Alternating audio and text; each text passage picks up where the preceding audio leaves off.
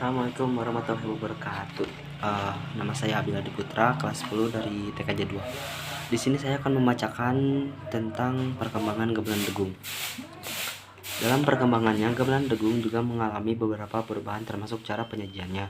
Pada masa Bupati Cianjur, yakni RT Wiranata Kusuma pada tahun 1912 sampai 1920, degung lebih disajikan secara gendengan saja tanpa nyanyian karena hanya akan membuat suasana menjadi rucah atau kurang serius. Pada tahun 1920, Bupati Cianjur tersebut pindah menjadi Bupati Bandung, membawa serta perangkat gamelan dan nayaganya, dan sejak saat itulah gamelan degung bernama Pamager Sari tersebut menghiasi pendopo Bandung dengan lagu-lagunya. Adalah Anang Thoyib, saudagar Pasar Baru Bandung, keturunan Palembang yang sangat menyukai keindahan alunan degung. Dia adalah sahabat sang bupati yang mengajukan permohonan untuk diizinkan menggunakan degung dalam hajatannya dan diizinkan. Sejak saat itu degung digunakan dalam perhelatan umum. Oleh karena banyaknya permintaan, Bupati pun memerintahkan membuat gamelan degung yang baru dengan nama Purbasasaka yang dipimpin oleh Oyo.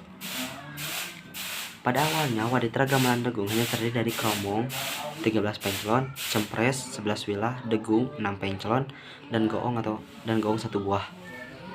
Selanjutnya, penambahan waditra terjadi sesuai dengan tantangan dan kebutuhan musikal, misalnya penambahan kendang dan suling oleh Bapak Idi. Gamelan degung Kabupaten Bandung bersama kesenian lain digunakan sebagai musik gending karesmen atau prasunda kolosal Lutung Kasarung tanggal 18 Juni 1921 dalam menyambut kultur Kongres Java Institute. Sebelumnya, tahun 1918, RD Surawijaya pernah pula membuat gending karesmen dengan musik degung yang dipentaskan di Medan. Tahun 1926, degung dipakai untuk ilustrasi film cerita pertama di Indonesia berjudul Lutung Kasarung oleh L. Haveldrop dan G. Kruger, produksi Java Film Company, Bandung. Karya lainnya yang menggunakan degung sebagai musiknya adalah Gending Karesmen dan Munding Laya di Kusuma oleh M. Idris Sastra Prawira dan R.D. Jaatmaja di Purwakarta tahun 1931. Setelah Idi meninggal pada tahun 1945, degung tersendat perkembangannya. Apalagi setelah itu revolusi fisik banyak mengakibatkan penderitaan masyarakat. Degung dibangkitkan kembali secara serius tahun 1954 oleh Mohtaria Ono Soekarno dan E. Carmedi. Selain menyanyikan lagu-lagu yang telah ada, mereka menciptakan pula lagu-lagu baru dengan nuansa lagu-lagu degung sebelumnya. Tahun 1956, degung mulai disiarkan secara tetap di RRI Bandung dengan mendapatkan sambutan yang baik dari masyarakat.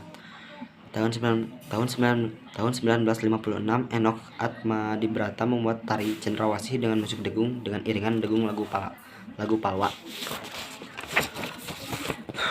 Nama-nama alat dan fungsinya. Bonang terdiri dari 14 penclon dalam ancak dan berderet mulai dari nada mi alit sampai nada la besar. Dalam kemperangan berfungsi sebagai lilitan, balu gending. Dalam gumakan berfungsi sebagai pembawa melodi. Saron atau cempres terdiri dari 14 wilah dan berderet dari nada mi alit hingga la ageng, la rendah. Baik dalam kemperangan maupun gumakan difungsikan sebagai lilitan melodi. Jeglong sebanyak 6 buah. Ada yang digantung, ada pula yang disimpan seperti kenong. Pada gamelan pelog umumnya difungsikan sebagai balunganing gending.